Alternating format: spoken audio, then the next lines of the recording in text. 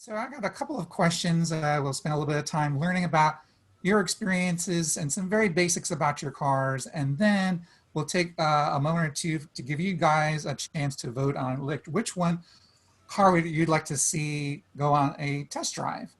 And so again, we have a Chevy Bolt and we have a Tesla Model X. So we have a sort of a compact sedan and a SUV, sort of compact SUV crossover kind of type vehicle. So different price ranges and so forth. So, but I think I'll toss to each owner. They want to take a moment to talk about, I guess, what car they have, what range they get, just typically in their own experience, and how much, if you don't mind sharing us, how much for it, because that's the probably the two questions I get the most is like, how far can my car go, and how much did you pay for it? You know, so again, the sense of sort of like, how much do I get for, like, how much range do I get for the money that I invest? So I guess I'll start with John. All right, I just moved from my car because my neighbor across the street decided to cut his grass right now. So I actually have two EVs. I bought a used Model X about a year ago in August 2019. I don't mind telling folks I paid $65,000 for it, which is the most expensive car I've ever bought in my life. But I also got the window sticker out of the glove box when I got the car home, and brand new, it listed for $112,000. So I tell everybody, if you want to save money on an EV, buy a used one, because I saved a whole lot of money. So there are two different mileage ratings that are on my Model X. There's an ideal mileage rating, and it's over 300 miles on a full charge. It's completely unrealistic. I think that rating is based on going downhill most of the trip. Then there's the rated mileage, which when the car was new was 257 miles on a full charge. Now that the car is 4 years old, there's been some expected battery degradation, but when I put a full charge on it yesterday, the rated mileage came in at 239 miles. And then, of course, I drove to the Richmond National Drive Electric Week event and back home, all on that same full charge. But real world expectations for me, and I've made a couple of road trips, is if I charge, I'll only ever plan to go 180 miles before I recharge. And with the Tesla supercharger network, that's never, ever been a problem. On the road trips that I've gone on, there's always been one. It seems like about every 50 miles on the major interstates. So we have never really had range anxiety based off from not being able to find a charger. Great. And if you wouldn't mind asking, how much did you pay when you bought it? I paid $65,000 for it when it was 3 years old. And I actually bought it from Tesla, the dealer. Did everything online. Drove from Stafford, Virginia to Baltimore to pick up the car, which saved me $2,000 in transportation fee, because they would have gladly delivered the car to me for that $2,000, but I'm a cheap guy. Okay, Walt, saying it's the same question. So model car range that you get typically, and then and then how much you paid for it. Yeah, sure. It's got a 200 horsepower motor, front wheel drive. It's just the one motor. It's rated at 259 miles, and the highest range that I've been able to realize on the meter is it's been as much as 300. My driving out of the area, I've gotten some fast charging that was actually free. Most Chevrolet dealers that sell electric vehicles, they do have the fast chargers that you can use, and they do not charge you for those. And that's been my experience.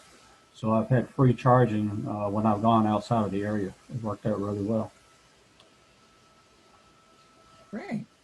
Okay, so I was asked this question when I first meet an electric vehicle owner. Why did you decide to go electric? So I'll start with you, Walt. Well, as you know, Charles, I have been in the business for a little over 30 years, actually selling vehicles. And I was lucky enough to be around when GM first came out with the Chevrolet Volt. That's the one that had the onboard generator. and I was able to talk to some of the design engineers of the technology and was very impressed with what they had to say about the technology. And I've always been kind of a geeky kind of guy. I was one of the first people in my family to get a computer. So that all of that technology really appealed to me. And the management system for the battery, maintaining the longevity of the battery with the liquid cool functions was very impressive. And I'll say that I've had mine since 2017, and I haven't really experienced any battery degradation at all. Cool. Same thing, a question to toss to John in terms of why you decided to go electric initially. I'm a total IT geek, and back when Elon Musk started talking about selling the Roadster, I think I just retired from the Marine Corps in 2007 or 2008, and I just couldn't wait to get an electric car, and especially a Tesla, because I just think they look cooler, and they've got just a lot of unexpected technology in them. So I basically waited, I guess, 6 years until I was in a position when I could actually buy one. And it was just something that I wanted ever since they were introduced. And I always like to ask that question because everyone's experience is a little bit different. A lot of people get into different technology. Some people are all about the energy independence, and they like the idea that electricity is domestically produced. It's not, you don't have to importing oil, from outside the U.S.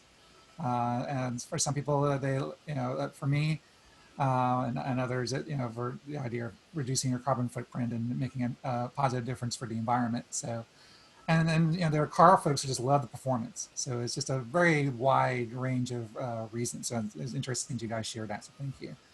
So what maintenance has your car required so far, and how much has it cost you roughly? Because that question kind of comes up as sort of, or actually that issue comes up with electric vehicles, that they're sort of advantages that they have in terms of the drivetrain being simpler, fewer moving parts. But I'm curious, in practical experience, what maintenance you've had to do. I'll start with you, John.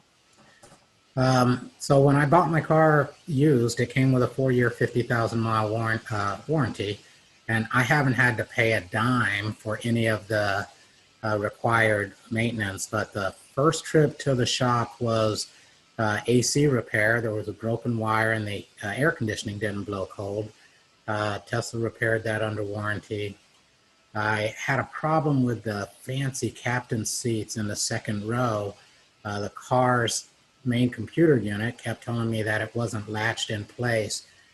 They ended up putting in an entirely new seat, from the sensors all the way up to the new leather seat. So I was really happy with that. And they gave me a loaner car, so I got to drive a Model S while they had my car in the shop. I think the third thing they came out and actually did with their mobile service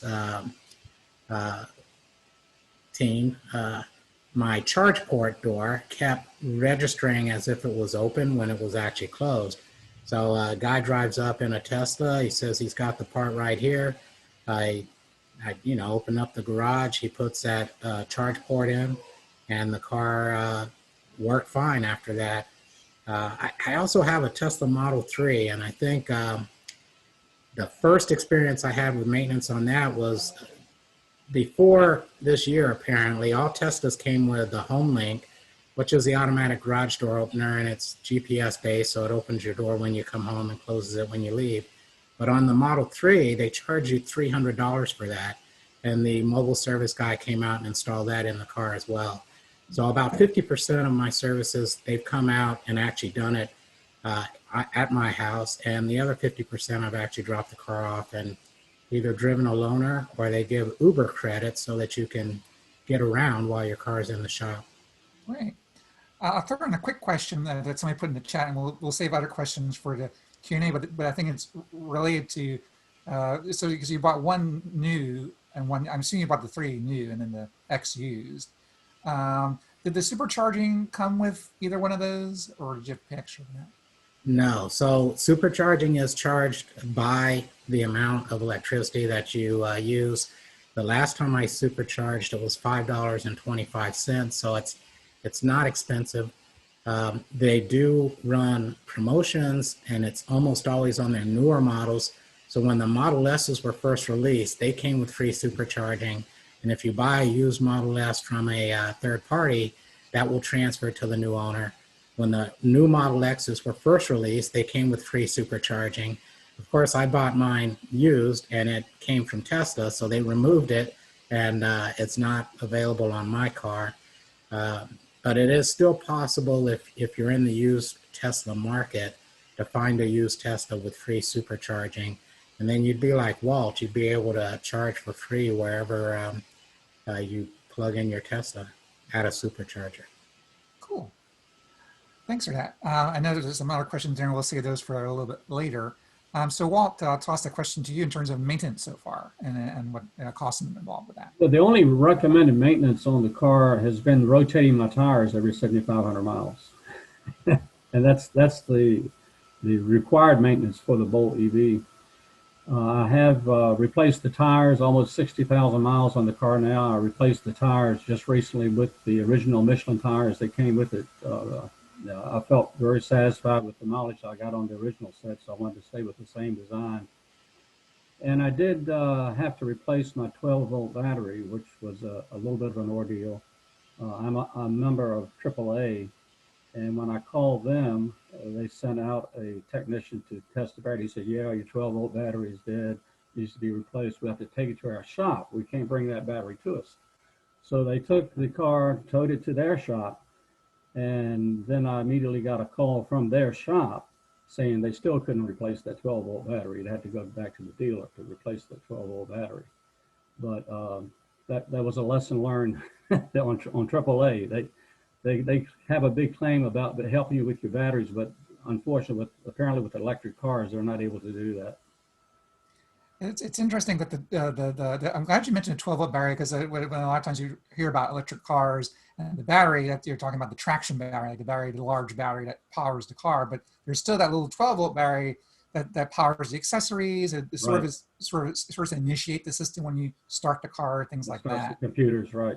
Right. So that's I know with my car, I have a Nissan Leaf, and with the pandemic, I wasn't driving it nearly as much, and in fact, I went like a week. It was just sitting there, and I went to go in, and the battery was dead, so I had to get it, new battery replaced. So that's just something to keep in mind. But the vast majority of people that I've talked to, you don't have a lot of the problems you normally have with a car in terms of the fan belts, braking, mufflers, spark plugs, no oil changes. So you definitely save a lot of the time and effort with a lot of those maintenance things.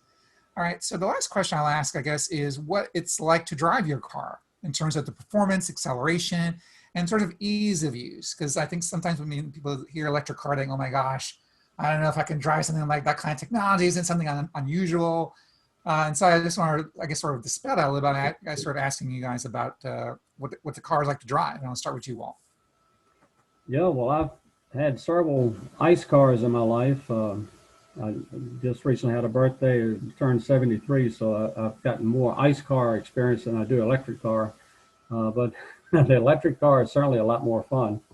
And the fact that it requires so little maintenance as compared to the other cars that I've owned, it's just been incredible. And it's really a good feeling just driving past the gas station, not having to stop. Cool. All right. How about you, John? Yeah, I agree with Walt. The electric car has instant torque, regenerative braking. So when at least in my new Model 3, it's programmed so that if you take your foot off the accelerator, it'll come to a complete stop. So brake pads are rarely ever going to wear down on an electric car. But stopping's not the fun part. It's the acceleration. I've got an SUV that'll go from 0 to 60 in 4.6 seconds, which when I was a kid growing up learning to drive, that wasn't even imaginable. We were looking at sports cars back in that day where it took 6 seconds to get up to 60 miles an hour, and that was a fast car. And it's extremely quiet. So when I get in the car and you can't hear that it's turned on, you just see the monitors light up. I like being in a quiet car.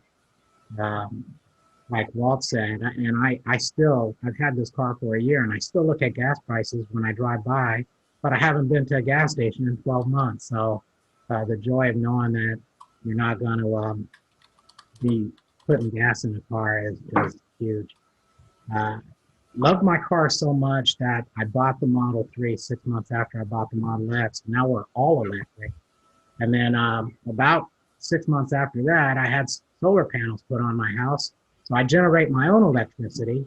And the long-term benefit, and yeah, all of my friends are like, you're rich, you've got all this money, you've been, able to, just buy all of these frivolous things.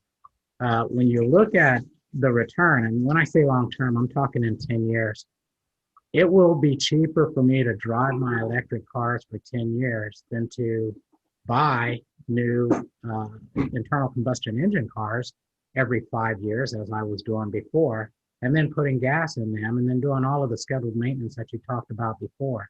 So I'm in it for the long haul. I'm looking at a consistent, sustainable way to get around and basically enjoy my life and my transportation.